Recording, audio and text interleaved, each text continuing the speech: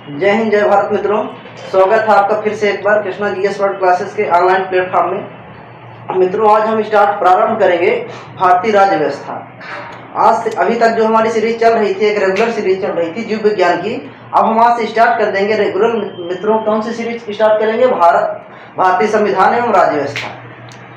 तो मित्रों, हमारा इसको प्रारंभ करने का पर्पज ये है कि जैसे यूपीएससी, एमपीएससी या व्यापक या अन्य सारे एग्जामों में जो भारतीय संविधान से जो वर्तमान में हमारा सबसे पवित्र ग्रंथ है, ठीक है ना, जिसके अनुसार हमारा देश चलता है, जो हर घटनाओं से लिंकअप है, तो उससे क्वेश्चन हमेशा पूछे जाते हैं। तो हमने ये सोचा कि भारतीय संविधान या राज्य व्यवस्था को प्रारंभ किया जाए और उसमें टॉपिक बाय टॉपिक जितने भी कंसेप्ट है, फैक्ट है, जितने भी चीज़ें अनुच्छेद हैं, उन सब चीज़ों को लेकर के हम आज से भारतीय संविधान का विकास प्रारंभ करने जा रहे हैं।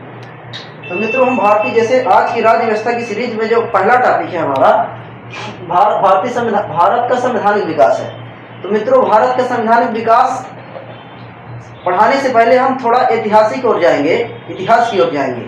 क्यों? क्योंकि यह भी क्या है, हमारे आधुनिक इतिहास से जुड़ा हुआ है। तो क्या होता है मित्रों कि 1600 ईस्वी में ईस्ट इंडिया कंपनी की स्थापना होती है और भारत आती है तो व्यापार करने के उद्देश्य से आती है। और धीरे धीरे क्या होता है कि उसकी लालसा बढ़ती जाती है और यह राजनीतिक गतिविधियों में भी भाग लेने लगती है। क्या होती है, एक दूसरे राजा को लड़ाते हैं, फूट डालो राज करो की नीति अपनाते हैं और धीरे धीरे कई क्षेत्रों पर हस्तक्षेप करने लगते हैं। इससे इनको ये फायदा होता है कि जैसे मान लीजिए जिस क्षेत्र पर इनका एक अधिकार हो गया, उस क्षेत्र पर व्यापार कर मुक्त कर लेते थे, इनको बहुत ज़्यादा फायदा होता था। धीरे धीरे ये प्रक्रिया चलती रही। 1757 या 64 के आसपास की घटना होती है, प्लासी का युद्ध होता है, बक्सर का युद्ध होता है। इससे पहले बताना चाहूँगा कि देखिए क्या होता है कि ये क्या किए, धीरे धीरे पूरे भारत में अपना अप्रत्यक्ष रूप से राजनीतिक साम्राज्य स्थापित कर चुके थे। लेकिन 1757 का जो है मीर कासिम के मध्य युद्ध होता है, प्रत्यक्ष रूप से ये निर्णय कर देता है कि भारत में ब्रिटिश सत्ता ही राज करेगी। और एक जो भारत का जो मुगल सम्राट रहता है, ये जितने भी शासक रहते हैं मुगल सम्राट के रूप में रहते हैं। और 1764 का बक्सर का युद्ध होता है। 1764 के बक्सर के युद्ध में जो अवध के नवाब को, मुगल सम्राट को और एक प्रकार से और मीर कासिम को, तीनों को हरा देता है। कौन? अंग्रेज हरा देते हैं। 1764 के बक्सर के युद्ध में क्या करते हैं कि सिराजुद्दौला और अवध के नवाब को, तीनों को क्या करते हैं, ये हरा देते हैं अंग्रेज एक प्रकार से। और भारत में प्रत्यक्षता है, अब राजनीतिक क्या करने लगे, राजनीतिक हस्तक्षेप करने लगे या राजनीतिक रूप से राजनीतिक अप्रत्यक्ष शासन करने लगे। अब क्या था कि मित्रों, उस समय क्या हुआ था, 1764 का जब बक्सर युद्ध हुआ था, तो अब भारतीय राज्यों की पराजय हुई थी, ठीक है ना। अब 1765 में क्या कर लेते हैं, ये दो संधियां करते हैं, ठीक है ना। इलाहाबाद की प्रथम संधि, इलाहाबाद की द्वितीय संधि। तो एक संधि में क्या करते हैं, ये बंगाल, बिहार, उड़ीसा की क्या करते हैं, दीवानी प्राप्त करने का अधिकार हो जाता है, ठीक है ना। और ये कह देते हैं कि मतलब कि भारत के अंदर जितनी भी क्रियाएं होंगी विदेश से संबंधित राजनीतिक कार्यों में बिना उनसे पूछे नहीं कर सकते हैं सैनिक क्षेत्रों पर। और उनको मूक नायक के रूप में क्या एक प्रकार से थोड़ा शासक के रूप में रहते हैं। कब तक? 1858 तक मुगल सम्राट का पद जो होता है, ठीक है ना, वो बना रहता है। इन्हीं के अनुसार पूरा शासन करते हैं, जो चाहते हैं वैसे। अब देखते हैं कि जब 1858 क्रांति होती है, उस समय फिर क्या होता है, ब्रिटिश के अधीन जो भारत का संविधान विकास प्रारंभ हो जाता है। मित्रों, बताने का पर्पज ये था किस प्रकार से इन्होंने हमारे देश पर शासन किया, धीरे धीरे क्या हुआ और इनका जो शासन का जो प्रभाव है हमारे संविधान में है। तो 1764 में 1765 के बाद जो प्रक्रिया प्रारंभ होती है एक प्रकार से, तो अब आती है 1773 के आसपास। तो क्या करते हैं कि अब जब ये पूरी तरह से भारत में समझ लेते हैं कि पूरी चीज़ें हमारे अधीन हैं या जो हम राजनीतिक विकास कर सकते हैं या राजनीतिक प्रशासनिक हर तरह से, तो 1773 में क्या होती है, 1773 में जो ब्रिटिश गवर्नर रहता है, लॉर्ड नॉर्थ, गोपनीय समिति बनाता है, उसकी सिफारिश पर 1773 का एक्ट लाया जाता है। 1773 का एक्ट जो है लाया जाता है। और ये हम देखेंगे कि ईस्ट इंडिया की कंपनी के अधीन भारत में कैसे विकास होता है। तो ईस्ट इंडिया कंपनी के अधीन सबसे पहला कौन सा एक्ट आता है, 1773 का रेगुलेटिंग एक्ट। इसको नाम दिया जाता है, रेगुलेट करने के लिए भारत में लाया जाता है, इसीलिए इसको नाम दिया जाता है क्या, रेगुलेटिंग एक्ट कहा जाता है मित्रों। अब देखिए मित्रों, इन सब चीज़ों को हम धीरे धीरे पूरी तरह से समझेंगे कि रेगुलेटिंग एक्ट है क्या, इसको कौन सा लाया था, इसके प्रावधान क्या है। इसका देखिए संवैधानिक विकास क्रम में सबसे महत्वपूर्ण क्या है, संवैधानिक विकास में पहला एक्ट आता है, रेगुलेटिंग एक्ट आता है। और इसका कार्य क्या होता है, देखिए ईस्ट इंडिया कंपनी के कार्यों को नियंत्रित और नियमित करने के लिए, ठीक है ना, ब्रिटिश सरकार द्वारा उठाया गया पहला कदम था। मित्रों ईस्ट इंडिया कंपनी जो थी, ठीक है ना, भारत में एक प्रकार से व्यापारिक और राजनीतिक दोनों क्षेत्रों में गतिविधि, इसकी जो गतिविधियां आने लगी थी, व्यापारिक और राजनीतिक दोनों क्षेत्र के अंतर्गत आने लगी थी, हस्तक्षेप करने लगी थी। इन व्यापारिक और राजनीतिक गतिविधियों को नियंत्रित करने के लिए ब्रिटिश सरकार ने पहला एक्ट कंपनी के अधीन रेगुलेटिंग एक्ट लाया था। क्या लाया था, रेगुलेटिंग एक्ट। और यह भारत के संविधान विकास में बहुत अच्छा एक्ट है, ठीक है ना, अच्छा तो नहीं कह सकते हैं लेकिन बहुत महत्वपूर्ण एक्ट है। अब देखते हैं इसमें क्या हो गया। इसमें पहली बार कंपनी के प्रशासनिक और राजनीतिक कार्यों को क्या किया गया, अलग किया गया, ये मान्यता दी गई। पहली बार कंपनी के प्रशासनिक प्लस राजनीतिक कार्यों को मान्यता मिली, ठीक है। भारत के संवैधानिक विकास क्रम में पहला जो एक्ट है और इसके अधीन कंपनी के प्रशासनिक और राजनीतिक कार्यों को क्या मिली, इसको मान्यता मिली। और एक चीज और है मित्रों, क्या है कि ब्रिटिश सरकार द्वारा, ठीक है, इसके द्वारा भारत में केंद्रीय प्रशासन की नींव भी रखी गई। यह एक्ट ऐसा है कि इसके द्वारा भारत में पहली बार भारत में केंद्रीय प्रशासन की नींव रखी गई। अब देखिए मित्रों 1773 का हम रेगुलेटिंग एक्ट पढ़ते हैं, ठीक है ना, क्यों, क्योंकि हमारे चाहे आधुनिक इतिहास हम कहें इसको, चाहे भारत के संवैधानिक विकास कहें, तो सबसे जो महत्वपूर्ण टॉपिक है भारत का संवैधानिक विकास है इसमें। और इससे क्वेश्चन आते हैं हर एग्जाम में, पूछ लेता है कि इस एक्ट के अधीन कौन कौन से कार्य हुए। जैसे पूछा जाता है कि पहली बार राजनीतिक और प्रशासनिक कार्यों को मान्यता कब मिली थी, तो 1773 एक्ट बताएंगे। अगर इसमें पूछ लेता है कि पहली बार उच्चतम न्यायालय की स्थापना कहाँ हुई थी, कलकत्ता में हुई थी, कब हुई थी, 1773 में हुई थी, इस एक्ट के अधीन हुई थी। जितने भी क्वेश्चन है तो हम इसमें देखेंगे। इस रेगुलेटिंग एक्ट की मित्रों विशेषताएं क्या हम देखते हैं। देखिए ये बताए थे कि तत्कालीन जो ब्रिटिश पीएम है, कौन है, लॉर्ड नॉर्थ है, उसकी एक गोपनीय समिति गठित की गई थी, उसके द्वारा एक्ट लाया गया था। इस एक्ट के अंतर्गत निम्न विशेषताएं हैं। पहला जो है बंगाल के, इसमें जो है बंगाल के गवर्नर को भारत का गवर्नर, बंगाल के गवर्नर को, ठीक है ना, गवर्नर जनरल कहा जाने लगा। बंगाल के गवर्नर को मित्रों इसमें क्या है, पहला बंगाल के गवर्नर को गवर्नर जनरल कहा जाने लगा, ठीक है। अब देखिए बंगाल का पहला गवर्नर जनरल कौन था मित्रों, वारेन हेस्टिंग। कौन था मित्रों, वारेन हेस्टिंग था। अब देखिए बंगाल का वारेन हेस्टिंग के बारे में अलग से देखेंगे, वो आधुनिक भारत का इतिहास है। विभिन्न हमारे क्या है, वायसराय हैं, ठीक है, गवर्नर जनरल है, उनके द्वारा कौन कौन से कार्य किया गया था पूछता है। जैसे हड़प नीति कौन लाया था, विस्तारवादी नीति कौन लाया था, या इसके किस गवर्नर जनरल के अधीन कौन सा एक्ट पारित हुआ था, तो ये सारी चीजें पूछते हैं। तो वो आधुनिक भारत के इतिहास का टॉपिक है। अब हमारा टॉपिक जो है 1773 का रेगुलेटिंग एक्ट है, उसके अंतर्गत जो पहला कार्य हुआ था, बंगाल के गवर्नर को गवर्नर जनरल कहा जाने लगा। क्या, गवर्नर जनरल कहा जाने लगा। और पहला गवर्नर जनरल वारेन हेस्टिंग कहलाया, ठीक है। अब देख लॉर्ड वारेन हेस्टिंग कहलाया। अब देखिए मित्रों मुंबई, इसमें और मुंबई और मद्रास प्रेसिडेंसियों को बंगाल के अधीन कर दिया गया।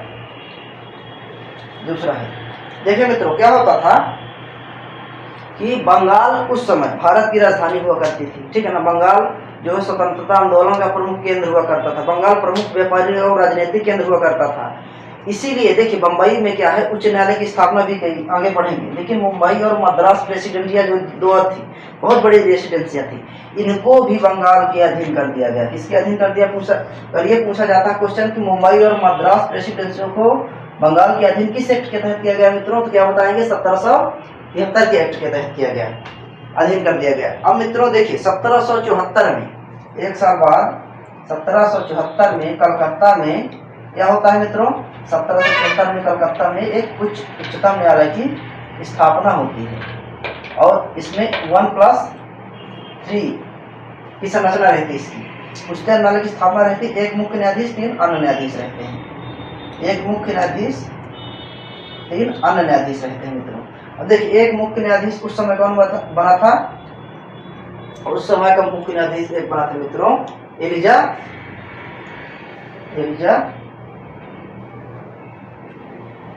इम्पे या इसे एलिजा, ठीक है ना, एलिजा इम्पे। मित्रों 1774 में कलकत्ता में उच्चतम न्यायालय की स्थापना हुई थी। उसका जो मुख्य न्यायाधीश था एलिजा इम्पे थे। 3 आम सदस्य हैं, लेकिन हो गए मुख्य रूप से यही पूछा जाता है।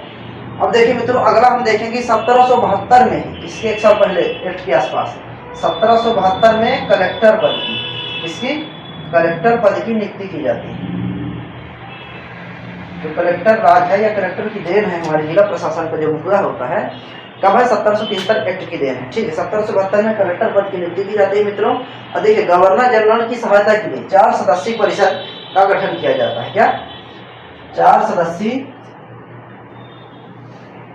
परिषद का गठन किया जाता है मित्रों। गवर्नर जनरल की, बंगाल के गवर्नर जनरल की सहायता के लिए, ठीक है ना, सलाह और सहायता के लिए 4 सदस्यीय परिषद का गठन किया जाता है। तो अगर हम पूछे 1773 एक्ट की प्रमुख विशेषताएं क्या हैं, देखिए भारतीय संवैधानिक विकास के संबंध में पहला ऐतिहासिक कदम था, ठीक है ना। दूसरा क्या है, लॉर्ड नाथ के द्वारा, ब्रिटिश पीएम लॉर्ड नाथ के द्वारा 1773 में गोपनीय समिति की सिफारिश पर क्या किया गया था, ये गोपनीय समिति जो है नई चीजें आपको मिल रही है, ठीक है ना। 1773 का रेगुलेटिंग एक्ट पारित किया गया था। और मित्रों इसी के आगे देखें तो बंगाल, इसमें जो पहला प्रावधान है, इसमें पहली बार राजनीतिक और प्रशासनिक कार्यों को मान्यता मिली थी। एक प्रकार से केंद्रीय प्रशासन की नींव यहीं से स्टार्ट हो जाती है। कब से? पहली बार केंद्रीय प्रशासन की नींव 1773 रेगुलेटिंग से ही प्रारंभ होती है मित्रों। अब अगला देखते हैं कि इस एक्ट के ही माध्यम से 1773 में क्या हुआ था। 1773 में बंगाल, मुंबई और मद्रास प्रेसिडेंसियों को बंगाल के अधीन कर दिया गया था। और बंगाल के गवर्नर जनरल को क्या कहा जाने, बंगाल के गवर्नर को गवर्नर जनरल कहा जाने लगा। और पहला गवर्नर जनरल बंगाल का कौन बनता है मित्रों? वारेन हेस्टिंग बनता है, ठीक है। अब देखिए मित्रों, उसके आगे हम देखते हैं कि कलेक्टर पद की नियुक्ति 1772 में की गई। और लास्ट में क्या होता है, 4 सदस्यीय कार्यकारिणी परिषद का गठन किया जाता है। 4 सदस्यीय परिषद का गठन किया जाता है गवर्नर जनरल की सहायता के लिए। तो ये मित्रों 1773 का रेगुलेटिंग एक्ट हमारा पूरा समाप्त हो गया। इस प्रकार से आप इसको पूरा क्रम बाय क्रम याद कर लेंगे। अब मित्रों ईस्ट इंडिया कंपनी के अधीन जो विकास क्रम में अगली कड़ी आती है, तो कौन सी आती है? अगली कड़ी जो आती है हमारी 1784 का ईस्ट इंडिया एक्ट। इन सब एक्ट के अलग अलग मायने हैं, इनको हम बेहतरीन ढंग से देखेंगे मित्रों। देखिए मित्रों, ईस्ट इंडिया कंपनी के अधीन दूसरा विकास, देखिए 1773 में रेगुलेटिंग एक्ट पारित होता है मित्रों। तो देखिए इसकी कुछ कमियां रहती हैं अपनी, ठीक है ना। हर एक प्रावधान की कुछ न कुछ कमियां रहती हैं। इसकी कमियों को दूर करने के लिए ब्रिटिश संसद में 1781 में एक्ट ऑफ सेटलमेंट पारित किया था। ब्रिटिश संसद ने 1781 में क्या किया था? 1781 में एक्ट ऑफ सेटलमेंट पारित किया गया था। इसी क्रम में फिर 1784 आता है। 1784 में पिट्स इंडिया एक्ट को पारित किया जाता है। Pitt's India act. तो हर एक्ट क्या होता है, पिछली कमियों को दूर करने के लिए पारित किया जाता है। तो और इसकी कुछ न कुछ विशेषताएं होंगी। देखिए एक चीज और, 1784 का जो पिट्स इंडिया एक्ट है, इस एक्ट के द्वारा भारत में पहली बार दोहरे प्रशासन प्रारंभ हो जाता है। हालांकि कहते हैं लोक शासन जो है 1765 में जो इलाहाबाद की प्रथम संधि द्वितीय संधि है, ठीक है ना, एक प्रकार से 2 शासन के उदाहरण है। लेकिन अगर ईस्ट इंडिया कंपनी के अधीन देखा जाए तो दोहरे प्रशासन की नींव या दोहरा प्रशासन प्रारंभ कब होता है? पिट्स इंडिया एक्ट के द्वारा। क्यों? क्योंकि इसमें पहली बार कंपनी की व्यापारी और राजनीतिक कार्यों को एक दूसरे से अलग किया गया था, ठीक है ना। कंपनी के व्यापारिक और राजनीतिक कार्यों को एक दूसरे से अलग किया गया था मित्रों। तो 1784 है, उस एक्ट में क्या कहा गया है मित्रों कि पहली ही बात कही गई है कि इस एक्ट के द्वारा कंपनी के व्यापारिक व राजनीतिक कार्यों को अलग किया गया, ठीक है ना। या कहें कि दोहरे प्रशासन की नींव, दोहरा प्रशासन प्रारंभ हो जाता है यहीं से मित्रों। इसी में दूसरा देखें अगर, तो इसमें जैसे दोहरा प्रशासन में देखें, ठीक है ना, दोहरा प्रशासन कहते हैं, ठीक। तो दोहरे प्रशासन की नींव रखी तो board of control, board of director की स्थापना की गई। क्या? बोर्ड ऑफ कंट्रोलर वह बोर्ड ऑफ डायरेक्टर। देखिए वो कंट्रोल हम किसको करते हैं, राजनीति करते हैं। तो बोर्ड ऑफ कंट्रोलर, क्या क्या लिखा है मित्रों, बोर्ड ऑफ कंट्रोलर की स्थापना राजनीतिक कार्यों को नियंत्रित करने के लिए, सुचारू ढंग से चलाने के लिए की गई थी, ठीक है ना। राजनीतिक कार्यों को नियंत्रित करने के लिए या राजनीतिक मामलों के लिए बोर्ड ऑफ कंट्रोलर की स्थापना की गई थी। और व्यापारिक कार्यों के लिए इसकी स्थापना की गई थी मित्रों, बोर्ड ऑफ डायरेक्टर की स्थापना की गई थी। ऐसा समझिए कि व्यापार या बिजनेस का जो मुखिया होता है डायरेक्टर होता है, इसको याद कर लेना है। अब देखिए मित्रों, जो बोर्ड ऑफ डायरेक्टर, जो बोर्ड ऑफ कंट्रोलर है, ठीक है ना, इसके भी अपने कार्य निर्धारित कर दिए गए थे। और इसी में सुप्रीम कोर्ट के कार्य निर्धारित किया गया था 1784 के एक्ट में। और भारत में गवर्नर जनरल की जो कार्यकारिणी परिषद थी, भारत में गवर्नर जनरल की अभी कार्यकारी परिषद थी 4 सदस्य थी, ठीक है ना। गवर्नर जनरल की कार्यकारिणी परिषद जो थी 4 सदस्य से 6 सदस्य कर दिया गया था। कितने? 6 मेंबर वाली कर दिया गया था, 6 सदस्य कर दिया गया था मित्रों। अब देखिए, जैसे मान लीजिए राजनीतिक और व्यापारिक कार्यों में, ठीक है ना, कुछ हम देख लेते। जैसे सैनिक राजस्व संबंधी मामलों में का नियंत्रण बोर्ड ऑफ कंट्रोल के अधीन कर दिया गया। किसके? बोर्ड ऑफ कंट्रोल, सैनिक राजस्व संबंधी मामलों के लिए। उसके अलावा जितने भी व्यापारिक गतिविधियां हो गई, बोर्ड ऑफ डायरेक्टर के अधीन कर दिया गया। ये चीजें हैं। 1784 का फिट्स इंडिया एक्ट भी हमारा कंप्लीट हो गया मित्रों। इसको अच्छे से समझना और लिख लेना है। और एक बार में, अगर मान लीजिए एक बार में याद नहीं हो तो दोबारा अगर वीडियो देखेंगे ना, आप तुरंत याद हो जाएगा, गारंटी है। और देखिए मित्रों, 1784 के बाद हम देखते हैं कौन सा 1786 के एक्ट आता है।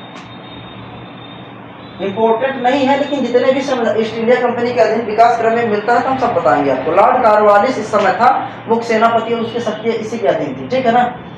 गवर्नर जनरल कौन था इस समय? लॉर्ड कार्नवालिस था 1786 के आसपास। यह जो एक्ट है, ठीक है, बहुत महत्वपूर्ण नहीं है, लेकिन फिर भी इसको देखते हैं। विशेष परिस्थितियों में गवर्नर जनरल को अपनी परिषद के, ठीक है, निर्णयों को रद्द करने का अधिकार दे दिया गया। देखिए, गवर्नर जनरल को अपनी जो परिषद होती थी, इसके निर्णय को रद्द करने की, कब? विशेष परिस्थितियों पर। विशेष परिस्थितियों पर गवर्नर जनरल के निर्णय को रद्द करने का अधिकार 1786 के एक्ट में आता है। अब मित्रों, इसी क्रम में 1793 का एक्ट आता है। 1793 के एक्ट महत्वपूर्ण है मित्रों, देख लेते हैं उसको।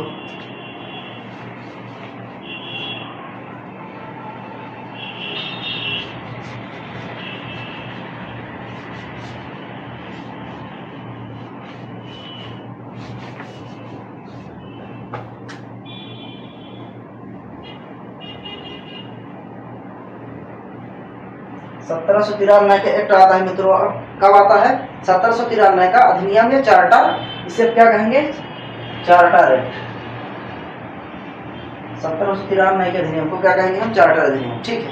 अब देखिए, इसके अंतर्गत क्या, इस एक्ट के द्वारा कंपनी की व्यापारिक गतिविधियों को, इस एक्ट के द्वारा कंपनी के व्यापारिक गतिविधियों को 20 वर्षों के लिए क्या कर दिया गया? बढ़ा दिया गया।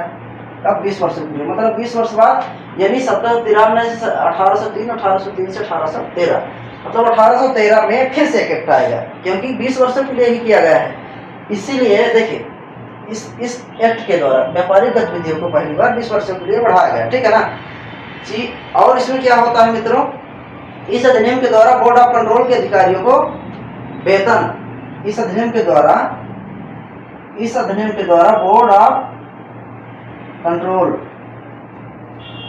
के अधिकारियों की वेतन जो है भारतीय कोष से दी जाएगी। कहाँ से? वेतन जो है इनकी भारतीय कोष से दी जाएगी। मित्रों, जो है 1793 का एक्ट है, इसमें क्या कहा गया है कि बोर्ड ऑफ कंट्रोल के जो सदस्य होंगे या अधिकारी होंगे, उनका वेतन कहाँ से देंगे? भारतीय कोष से। देखिए कितना बुरा हो रहा है हमारे साथ, शासन वो कर रहे हैं, पैसा वो लूट रहे हैं, और वेतन कहाँ से देंगे? भारतीय कोष से। बहुत होशियार थे। अब देखिए, 1793 के एक्ट की अगली विशेषता क्या हो गई? गवर्नर जनरल की बंबई तथा मद्रास प्रेसिडेंसियों पर स्पष्ट अधिकार हो गया। अभी क्या था कि थोड़ा बहुत था, लेकिन मद्रास व बंबई पर, ठीक है ना, जो 2 प्रेसिडेंसियां थी बहुत बड़ी थी, और इन पर क्या हो गया? स्पष्ट रूप से अधिकार हो गया। इसका बंगाल के गवर्नर जनरल का। अब मित्रों, 1793 का एक्ट क्या होता है? यहीं से समाप्त होता है। अब इसके आगे हम चलते हैं 1813 का क्या होगा? चार्टर अधिनियम। 33 का 1813 का आता है, 1813 का चार्टर अधिनियम। देखिए मित्रों, 20 साल बाद क्या हम बताए थे कि एक्ट की व्यापारिक गतिविधियों को हम 20 वर्षों के लिए बढ़ा देंगे। तो 20 साल बाद क्या होता है, कंपनी के अधिकार पत्रों को 20 वर्षों के लिए फिर से बढ़ाया जाता है। इसमें फिर से एक प्रावधान किया जाता है। जैसे देखिए, संविधान में क्या कहा गया था कि जब तक सामाजिक और शैक्षणिक रूप से पिछड़े वर्ग के लोग मुख्य धारा में नहीं आ जाते हैं, तब तक आरक्षण 15 वर्षों के लिए फिर उससे आगे बढ़ाया जाएगा। इसी प्रकार से हर बार अमेंडमेंट होता है। इसी प्रकार से एक्ट भी है, जायज भी बढ़ाना है। क्यों? तो देखिए, जैसे हमारे सामाजिक रूप से पिछड़े वर्ग हैं, ठीक है ना, ST SC जो दलित जितने भी हैं, उनके जो है अभी भारत में इतनी अवेयरनेस, जागरूकता, शिक्षा या इतने संसाधन है, लेकिन उसका उस ढंग से या कहें तो उपयोग हो नहीं पा रहा है। उपयोग भी हो रहा है तो उन तक पहुंच नहीं पा रहे हैं, मुख्य धारा से जुड़ नहीं रहे हैं, इतने शिक्षित नहीं हो रहे हैं, ठीक है ना। इसीलिए इसको क्या कर दिया जाता है, हर 15 वर्षों में बढ़ा दिया जाता है। इसी प्रकार क्या किया गया, फिर से 1813 में कंपनी के व्यापारिक अधिकार को क्या किया गया, कंपनी के अधिकार पत्रों को 20 वर्ष के लिए बढ़ा दिया गया। अधिकार पत्रों को 20 वर्षों के लिए बढ़ा दिया गया।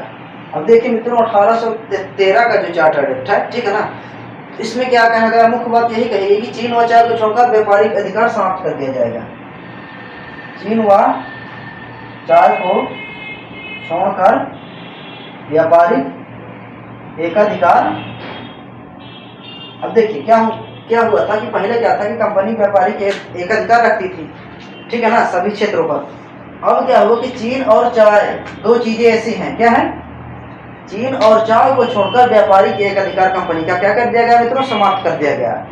अब इसी एक्ट में पहली बार ऐसा प्रावधान होता है कि शिक्षा के लिए पहली बार भारतीय शिक्षा के विकास के लिए 1 लाख खर्च करने का क्या किया जाता है, वादा दिया जाता है या मंजूरी दी जाती है।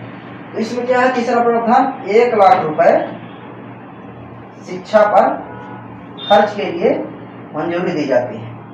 मित्रों, इस पर जो चौथा पॉइंट है या चौथा प्रावधान है, क्या है, एक चीज और हो गई। अब यहाँ से भारतीय संस्कृत में भी हस्तक्षेप होने लगा। क्या था कि पहले हम व्यापारिक मामलों पर वो एकाधिकार स्थापित कर ली हर जगह। व्यापार जब बढ़ गया, जिसके पास पैसा आ गया तो धीरे धीरे क्या किए, राजाओं को अपनी तरफ किए और धीरे धीरे साम्राज्य को हड़प लिए। साम्राज्य को हड़पने बाद अब तीसरी चीज क्या आई, संस्कृत आई। तो क्या हुआ, भारतीय संस्कृत पर क्या हुआ, ईसाई मिशनरियों को भेज दिया गया कि ईसाई धर्म का प्रचार करिए भारत में, ठीक है ना। तो अब देखिए, भारतीय संस्कृत की एक अनूठी विशेषता है कि वो सभी धर्मों को स्वीकार करता है, ठीक है ना। यही तो सबसे बड़ी विशेषता है कि भारत जो संस्कृति है दुनिया में इसीलिए विख्यात है, या हम कहते हैं कि हम विश्व के गुरु कहलाएंगे, क्योंकि भारत की जो एडाप्टेबल है, ठीक है ना, भारत की संस्कृति हर संस्कृति को सम्मिलित करती है, सम्मान करती है। तो ये क्या हुआ इसमें कि ईसाई मिशनरियों के प्रचार की स्वतंत्रता कब आई, 1813 के पूछता है। ईसाई मिशनरियों को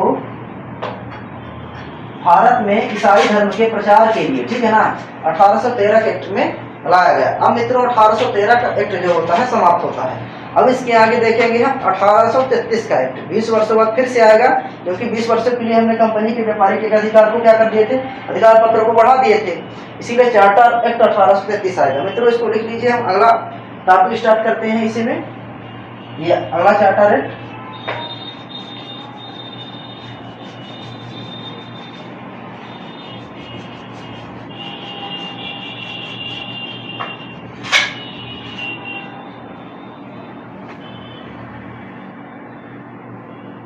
1833 का।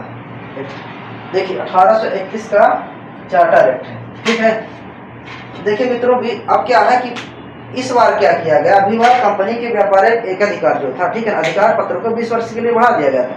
लेकिन इस बार क्या हुआ कि कंपनी के व्यापारिक एकाधिकार को पूर्णतः समाप्त कर दिया गया। कंपनी के व्यापारिक एकाधिकार को पूर्णतः समाप्त कर दिया गया।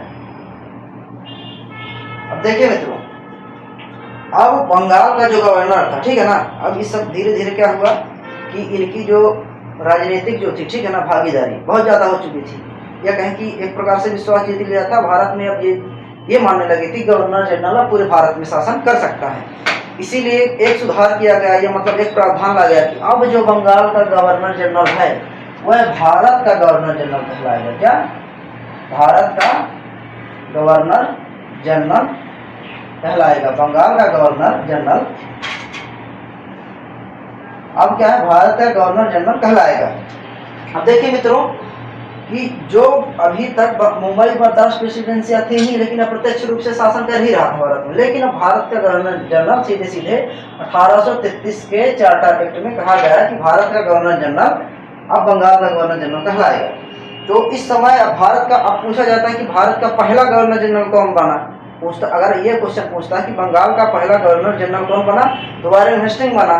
भारत का पहला गवर्नर जनरल कौन बना, लॉर्ड विलियम बेटिंग। कौन बना मित्रों, लॉर्ड विलियम बेटिंग। कब बना, 1833 में बेटिंग। अब मित्रों 1833 के ही चार्टर की एक और विशेषता है कि 1843 में एडिनबरो के द्वारा, कब, एडिनबरो के प्रयास से, एडिनबरो के प्रयास से दास प्रथा को समाप्त किया गया। दास प्रथा ये मुख्यतः जो चली आ रही है मध्यकालीन इतिहास, मध्यकालीन भारत से चली रही। उस समय क्या होता था कि जैसे दासों को खरीदा और बेचा जाता था, खरीदते थे तो उनको उपयोग करते थे, एक प्रकार से उसके अधीन हो जाते थे। उस प्रथा की बोले कि मानव व्यापार जो है, मानव तस्करी जो है, ठीक है ना, ये अच्छी चीजें नहीं है। तो इसीलिए एक भारतीय कोई प्रथा थी, ठीक है, जो हमने नहीं स्टार्ट की, ठीक है, मध्यकालीन भारत में और जो शासक आए उन्होंने प्रारंभ किया। तो एडिनबरो जो है, एडिनबरो की प्रयास से दास प्रथा का 1843 में, कब, 1843 में इसको समाप्त कर दिया गया है इस एक्ट के द्वारा।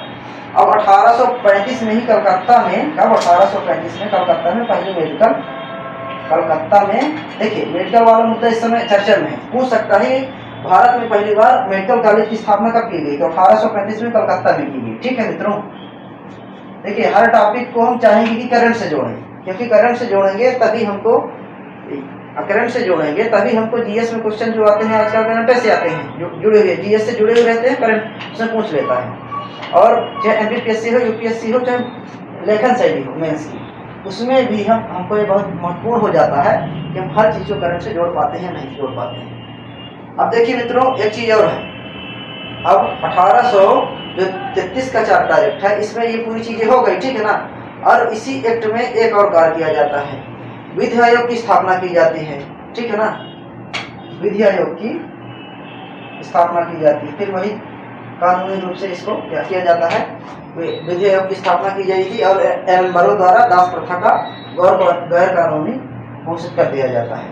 अब देखिए मित्रों, अब 1833 का चार्टर एक्ट भी हमारा समाप्त होता है और संवैधानिक विकास क्रम में हम पहुंचते हैं 1853 के चार्टर एक्ट में। 1853 तक हम देखेंगे और भारतीय संविधान, भारत का संवैधानिक विकास या भारतीय राज्य व्यवस्था की सीरीज में, हम अगले सीरीज में, हम दूसरे सीरीज में क्या देखेंगे, ब्रिटिश क्राउन के अधीन विकास। तो 1858 का, 61 का, 92 का, 1909 का, 1935 का, ये सारे एक्ट आ जाएंगे। फिर उसमें कृषि मिशन भी देखेंगे, बेबल योजना भी देख लेंगे, माउंटबेटन योजना हो जाएगी, ठीक है ना, जून योजना जो कहते हैं वो भी आ जाएगी, 1947 स्वतंत्रता अधिनियम आ जाएगा। तो ये ब्रिटिश क्राउन के अधीन जितने भी विकास होते हैं उसको हम देख लेंगे। फिर स्टार्ट करेंगे हम भारतीय संविधान, व्यवस्थित तरीके से पार्ट बाई पार्ट आपको बताएंगे। आपको अगर पूरी हमारी भारतीय संविधान की सीरीज जो देखेगा, मैं गारंटी देता हूं कि 395 जो मूल संविधान में अनुच्छेद है, वर्तमान में तो 450 के आसपास है, सभी अनुच्छेद रट जाएंगे आपको और ये मालूम पड़ जाएगा किस अनुच्छेद में क्या है। तो देखिए, आप भारत के नागरिक हैं, ठीक है ना, भारत के नागरिक होने के नाते सबसे महत्वपूर्ण कर्तव्य होता है कि आप अपने देश के बारे में जानिए। और देश के बारे में कैसे जानेंगे, भारतीय संविधान के बारे में जानेंगे, ठीक है ना, अपने अधिकारों के बारे में जानिए, अपने कर्तव्यों के बारे में जानिए, हमारे वास्तव में कर्तव्य क्या है, हमारे देश में जो चुनाव हो रहा है वो कैसे हो रहा है। ये वीडियो सबके लिए इम्पोर्टेंट हो जाएगी, ठीक है ना। तो अब हम देखते हैं, जैसे मान लीजिए हम गीता पढ़ते हैं, कुरान पढ़ते हैं, बहुत सारे ग्रंथों को पढ़ते हैं, ये भी हमारा सबसे महत्वपूर्ण ग्रंथ है जिससे हमारा देश का संचालन हो रहा है।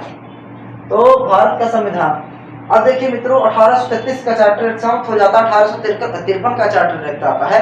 तो इस एक्ट की हम विशेषताएं देखेंगे मित्रों कि इस एक्ट में ऐसी कौन कौन से प्रावधान है।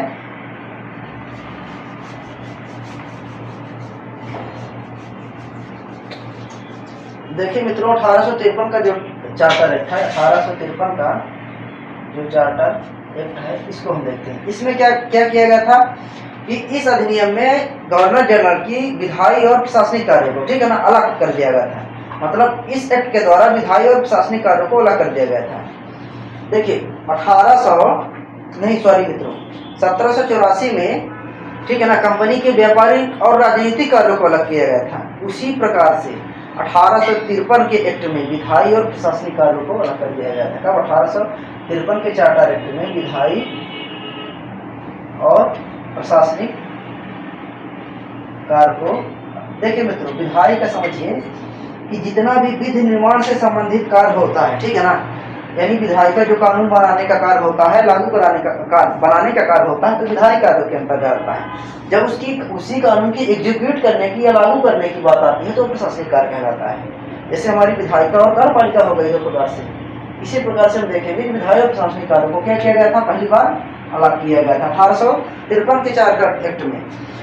अब एक चीज और थी, इसी एक्ट का ही परिणाम है कि पहली बार भारत में सिविल सर्विसेज, उस समय ICS होता था, तो इंडियन सिविल सर्विसेज, ICS का फुल फॉर्म हो गया, तो सिविल सर्विसेज की खुली प्रतियोगिता का प्रारंभ किया गया था। इसी एक्ट के द्वारा 1853 में पहली बार सिविल सर्विसेज, ठीक है ना, सिविल सर्विस ICS क्या हो जाता है, ICS की प्रतियोगिता प्रारंभ हो जाती है। हालांकि इसका भी एक इतिहास है, तो उसको हम देखेंगे बाद में। अब देखिए मित्रों, इसी में जो तीसरा प्रावधान है कि शिक्षा के विकास के लिए 1854 में, शिक्षा के विकास के लिए 1854 में, तब मित्रों 1854 में क्या किया गया था, चार्ल्स वुड कमेटी का गठन किया गया था। चार्ल्स वुड कमेटी, यहीं से अंग्रेजी शिक्षा की नींव पड़ जाती है। मतलब अंग्रेजी राज मूल रूप से यहीं स्टार्ट हो जाता है, क्योंकि वो चाहते थे, चार्ल्स वुड एक्ट हो गया, जैसे बहुत सारे शिक्षा के लिए और सारे एक्ट लाए थे, तो ये चाहते थे कि उसका रंग रूप, शरीर तो भारतीय हो, लेकिन उसका दिमाग जो हो अंग्रेजी वाला हो, मतलब एक प्रकार से बाबू का कार्य करे। तो ये एक्ट चार्ल्स वुड कमेटी का 1854 में कहा जाता है शिक्षा, प्राथमिक या मध्य शिक्षा के लिए एक्ट लाया गया था। तो 1853 के चार्टर एक्ट में कौन सी विशेषताएं, विधायी प्रशासनिक कार्यों को अलग किया गया था, पहली बार सिविल सर्विसेज की खुली प्रतियोगिता का प्रारंभ हुआ था, और 1854 में ही शिक्षा के विकास के लिए चार्ल्स वुड कमेटी का गठन किया गया था।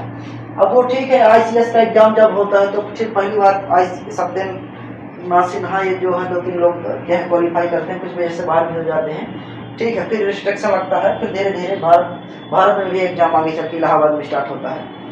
तो मित्रों हम ये क्या हो गया, ईस्ट इंडिया कंपनी के अधीन जो विकास होता है, क्या होता है, भारत का संवैधानिक विकास होता है, और ये इसका स्पष्ट प्रभाव ये होता है कि बहुत सारे ऐसे प्रावधान हैं जो वर्तमान में हमारे संविधान में हैं, इसीलिए हम इनको पढ़ते हैं। इस टॉपिक का नाम है भारत का संवैधानिक विकास।